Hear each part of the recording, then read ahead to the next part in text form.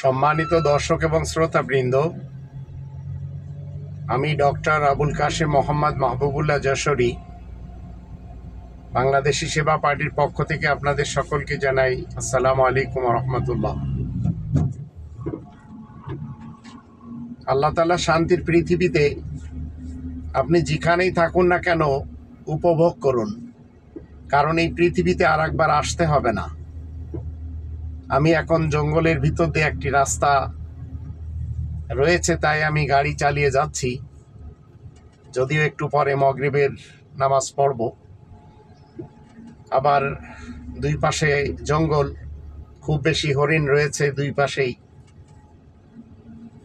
আবার ফল ফ্রুট রয়েছে, হরেক রকমের ফল ফ্রুট আমি যেখানে পাই খাই। কিন্তু আপনাদেরকে বলতে চাই, জীবনে নিজের ব্যক্তিত্বকে ভালোবাসুন। যে ব্যক্তিত্ব আপনি যদি ঠিক মতো গড়ে নিতে পারেন, তাহলে আল্লাহ তাআলা আপনার এই ব্যক্তিত্বকে একদিন বলবে,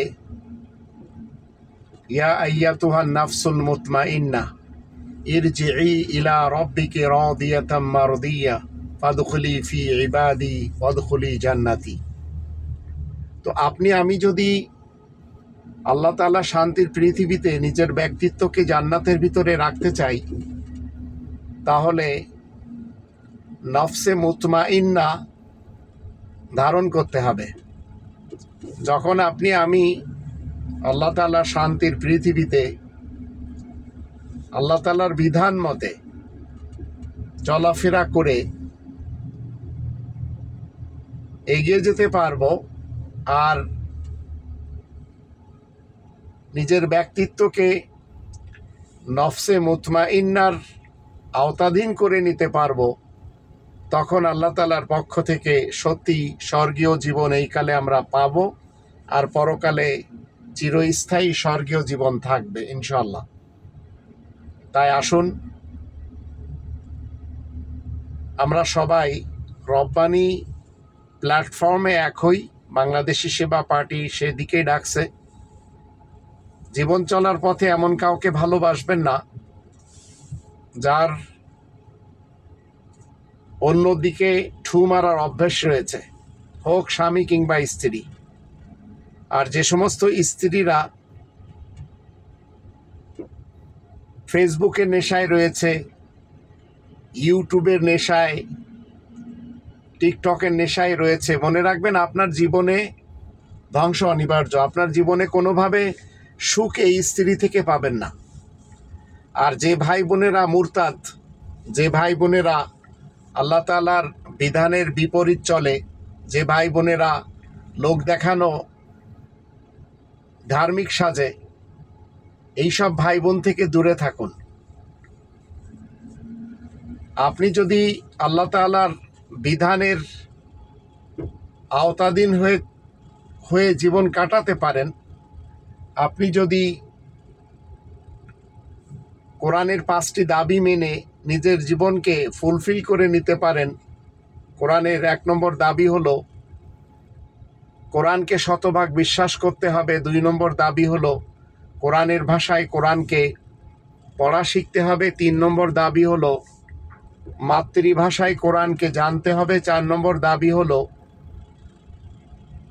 কোরআন মতে জীবন কাটাতে হবে। আর 5 নম্বর দাবি হলো কোরআনে তাবলীগ করতে হবে।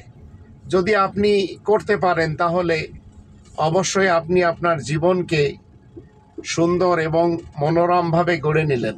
আর যদি আপনি এখানে ফেল হয়ে যান, তাহলে মনে রাখবেন আপনার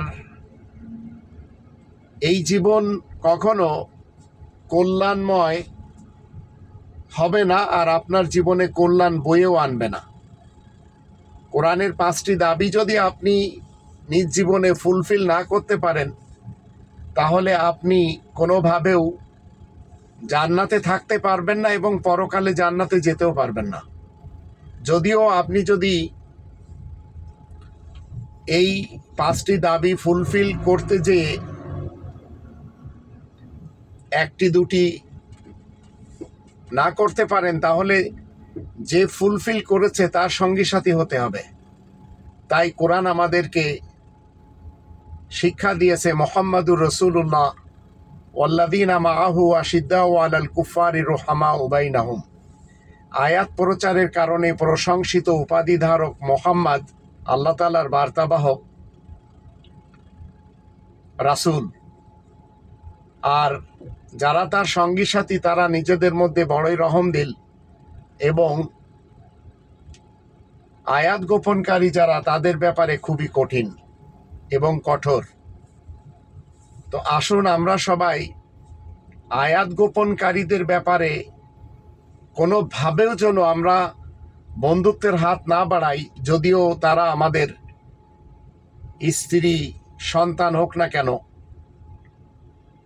এটি আমাদেরকে জানতে হবে, এমনকি ভাই বোন হোক না কেন। তাই আসুন আমরা সবাই চেষ্টা করি আল্লাহ তাআলার বিধানকে সামনে রেখে সব সময় যেন আমরা আমাদের জীবন কোরআন মতে গড়ে নিতে পারি। তা যদি না পারি তাহলে মনে রাখবেন আমরা আমাদের এই পৃথিবীতে আসার যে আল্লাহ তাআলার পক্ষ থেকে উদ্দেশ্য ছিল সেটি আমরা ফুলফিল করতে পারলাম না। এজন্যই আমি আপনাদের সকলকে বলবো, আপনারা রব্বানি বিধানকে প্রাধান্য দিন, আর রব্বানি বিধানকে প্রাধান্য দিতে যে সব সময় কোরআনের এই 5টি দাবিকে সামনে রেখে জীবন কাটান। আল্লাহ আমাদের সহায় হন, আর আমরা যেন কোনোভাবেও আল্লাহ তাআলা শান্তির পৃথিবীতে কোরআনের বিপক্ষে যেয়ে কোনোদিন এমন কোনো কাজ না করে বসি যাতে আল্লাহ নারাজ হবেন। আল্লাহ আমাদের সবারই সহায় হন।